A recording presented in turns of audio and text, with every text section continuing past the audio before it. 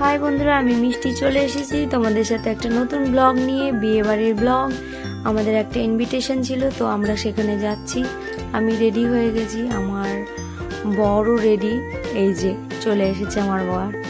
তো আমরা এবার বিয়ে বাড়ি যেয়ে বাকিটা তোমাদের সাথে কথা বলছি। টাটা।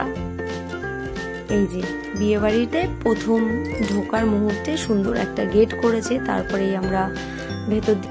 খুব সুন্দর সাজানো হয়েছিল রাস্তাটা, বিয়ে বাড়ির সামনেটা অনেকটা দূর থেকে, যেহেতু লাইটিং ছিল। দেখো মা আমাদের জন্য অপেক্ষা করছে। মা হাই করে দিল তোমাদের, তোমরা একটু মাকে হাই করে দিও। এই যে আমরা ভেতরে ঢুকেছি, বিয়ে বাড়িটা আস্তে আস্তে দেখাচ্ছি। খুব সুন্দর অ্যারেঞ্জ করেছে এরা সবাই, আমি মা বাবা আমরা সবাই এখানে এসেছি। দেখো খুব সুন্দর করে সাজিয়েছে। একদিকে তোমার গন্নু বাবা ছিল, একদম ফ্রন্টেই রাখা ওদের বাড়ির সামনে, সুন্দর ঝর্ণার সামনে। চলে গেলাম প্রথমেই গন্নু বাবার কাছে। গন্নু বাবার কাছে যে আমি আর দীপ প্রথমে নমস্কার করে নিলাম, তারপরে কিছু সেলফি তুললাম গন্নু বাবার সাথে। সেলফি তোলার পর দুজনে মিলে একটু দাঁড়িয়ে দেখছিলাম কোথায় কি আছে না আছে। এই দেখো সেলফি তুলছি। সেলফি তোলা হয়ে গেছে, আমরা এবার চলে যাব খাবার দিকে। দীপ তো খাবার দেখলেই আর নিজেকে রাখতে পারে না, কেন জানি না। স্টার্টার্স নিয়ে বসে পড়লো এবারও খেতে। ও দেখো সুন্দর শিক কাবাব, তারপর তন্দুরি, আরো অনেক কিছু ছিল, চিকেন পকোড়া, সেই সব খাচ্ছিল। তাই আমিও আবার চলে গেছি এইদিকে অন্য কিছু খেতে। ওখানটা যে জিজ্ঞেস করছিলাম কি কি আছে, তো আমার খুব বেশি আমার খাওয়ার মতো তেমন কিছু ভালো পাইনি, তাই জন্য আমি একটু ভেজ পকোড়া নিয়েছি। কারণ আমি বাইরে গেলে চিকেনের আইটেম বা মাটনের আইটেম একটু কমই খাই, আমার অত ভালো লাগে না, তাই ভেজ পকোড়া নিলাম। তো ভিডিও করছিলাম, হঠাৎ করে এই লোকটা চলে আসলো মাঝখানে, এত রাগ হচ্ছিল না কি বলবো। বরকে বললাম আমি খাচ্ছি, সেই ভিডিওটা তুলো না, মুন্ডুটা আমার কেটে দিও, তাই কেটে দিয়েছি। এটা হচ্ছে বউ, মানে যার বধূবরণ হলো, বউ ভাতে গেছিলাম রিসেপশন, সো সেই বাড়ির বৌমা। আর এখানে একটা সুন্দর ডান্স করার জন্য জায়গা করেছিল, যেখানে লোকও ভাড়া করে এনেছিল, পাড়া প্রতিবেশী গেস্ট সবাই নাচানাচি করছিল, প্রজেক্টরেও দেখাচ্ছিল।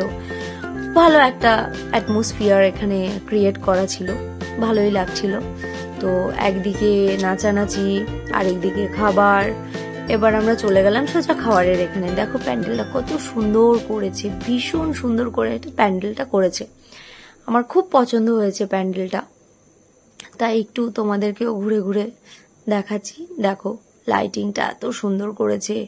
তারপরে এই প্যান্ডেল দেখে আমি মাকে বললাম না খুব খিদে পেয়েছে, চলো বসে পড়ি। মা তো আগে থেকেই কুলারের সামনে এসে বসে পড়েছে, খুব গরম ছিল সেই সময় বিয়ে বাড়িতে, তখন কুলারের সামনে এসে বসে পড়লো। লোকটাও এখানে দাঁড়ানো ছিল, বললো কি তোমরা কুলারের সামনে যেয়ে বসো তো হাওয়া পাবে। যে মেন শেফ ছিল সে আমাদের বলল, দেখো মা কি হাসি মুখে খাবে, এখন সবার খিদে পেয়ে গেছে, আমিও বসে পড়েছি। প্রথমেই আমি যে কোনো জায়গায় গেলে জলটাই খাই, তারপরে মেনু কার্ডটা দিল, দেখলাম ভালোই লাগলো। এই দেখো মেনু কার্ড। এবার আমাদের প্লেট চলে এসেছে, একের পর এক খাবার আসবে। প্রথমে প্লেট দিয়ে দিল, তারপরে আসলো চিকেন সাটে, আর তার সাথে স্যালাড আর সস।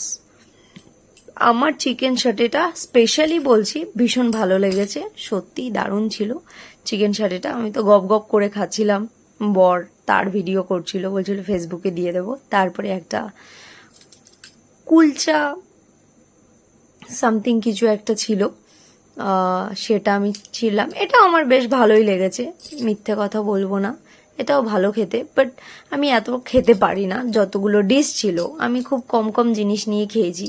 তারপরে ভাত চলে আসলো, তারপরে চিকেন কষা দিল। আমার চিকেনটা খাওয়ার ইচ্ছে ছিল না, বাট ওনাকে না বলা সত্ত্বেও যেহেতু দিয়ে ফেলেছিল তাই খেতেই হলো।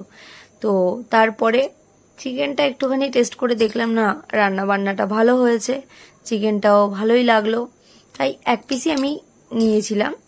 তো তারপরে দিয়ে গেল আমার ফেভারেট, দীপের ফেভারেট, মায়ের ফেভারেট মাটন। সো যেই দিয়েছে আমার বরের খাওয়া দেখো শুরু হয়ে গেছে, কেমন করে খাচ্ছে, বলছে বাবু আমার খুব খিদে পেয়ে গেছে, আমি আর দাঁড়াতে পারছি না, তোর ভিডিও করার হলে তুই কর।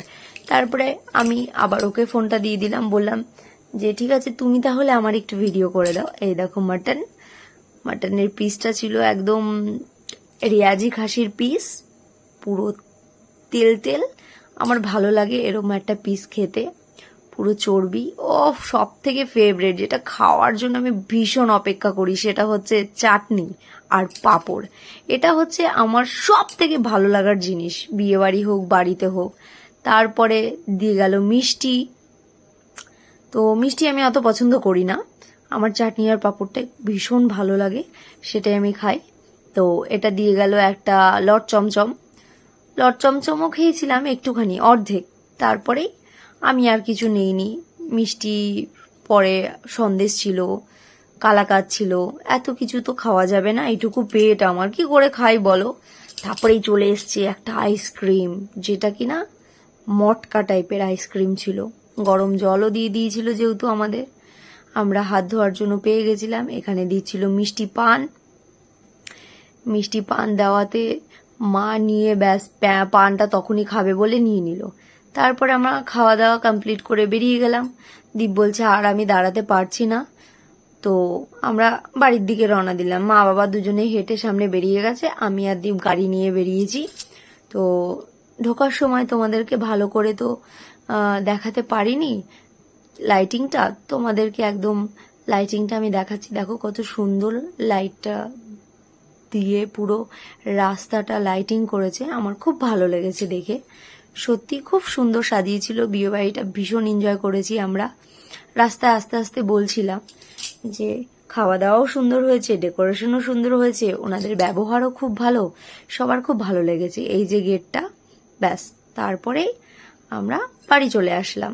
অনেক রাত হয়ে গেছে, আমাদের বিয়ে বাড়িও হয়ে গেছে। টাটা, গুড নাইট সবাইকে। ওয়াচ করার জন্য